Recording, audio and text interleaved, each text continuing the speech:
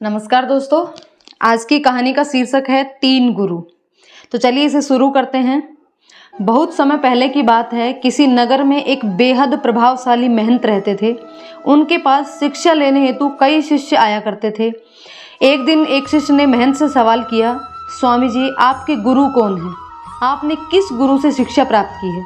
महंत शिष्य का सवाल सुनकर मुस्कुराए और बोले, मेरे हजारों गुरु हैं। यदि मैं उनके नाम गिनाने बैठ जाऊं तो शायद महीनों लग जाएं, लेकिन फिर भी मैं अपने 3 गुरुओं के बारे में तुम्हें ज़रूर बताऊंगा। एक था चोर। एक बार मैं रास्ता भटक गया था, तब दूर किसी गांव में पहुंचा और बहुत देर हो गई थी। सब दुकानें और घर बंद हो चुके थे, लेकिन आखिरकार मुझे एक आदमी मिला जो एक दीवार में सेंध लगाने की कोशिश कर रहा था। मैंने उससे पूछा कि मैं कहाँ ठहर सकता हूँ, तो वह बोला कि आधी रात गए इस समय आपको कहीं आसरा मिलना मुश्किल होगा, लेकिन आप चाहें तो मेरे साथ ठहर सकते हो। मैं एक चोर हूँ और अगर एक चोर के साथ रहने में आपको कोई परेशानी नहीं है तो आप मेरे साथ रह सकते हो।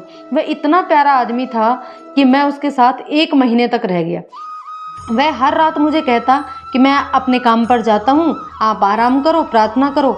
जब वह काम से आता, मैं उससे पूछता कि तुम्हें कुछ मिला, तो वह कहता कि आज तो कुछ नहीं मिला, पर अगर भगवान ने चाहा तो जल्द ही कुछ ज़रूर मिलेगा।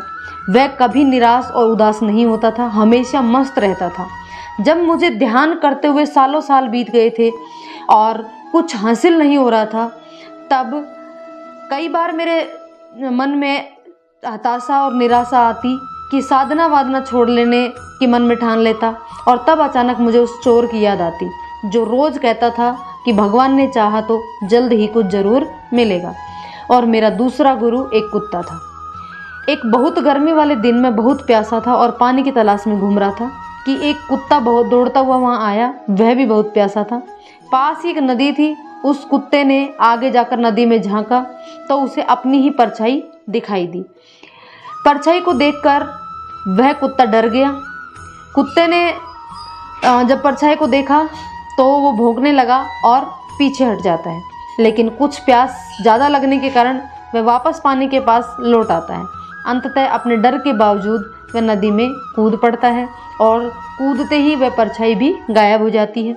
उस कुत्ते के इस साहस को देखकर मुझे एक बहुत बड़ी सीख मिली।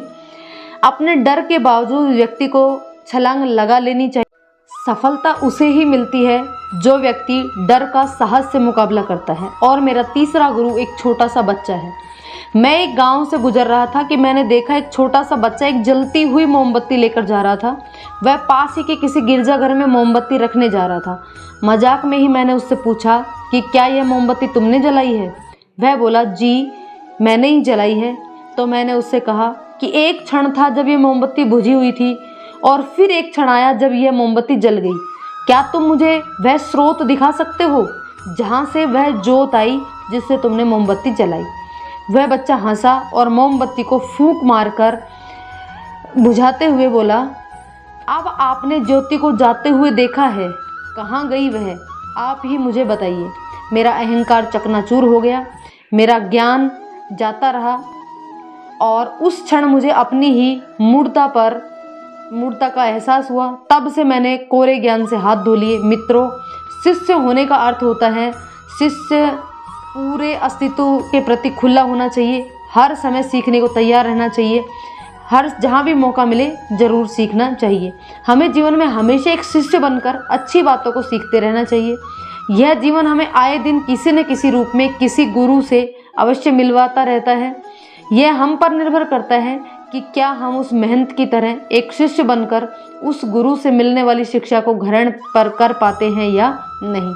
तो दोस्तों, कहानी आपको कैसी लगी कमेंट करके ज़रूर बताइएगा। कहानी पसंद आई हो तो इसे लाइक और शेयर करें, चैनल को सब्सक्राइब कर लें, क्योंकि इसी प्रकार की अच्छी अच्छी कहानी आपको मिलती रहती। और साथ ही साथ डिस्क्रिप्शन बॉक्स में एक चैनल का लिंक मैं दूंगी। यदि आपको पसंद आए, भजनों का चैनल है तो उस चैनल को भी सपोर्ट कीजिए।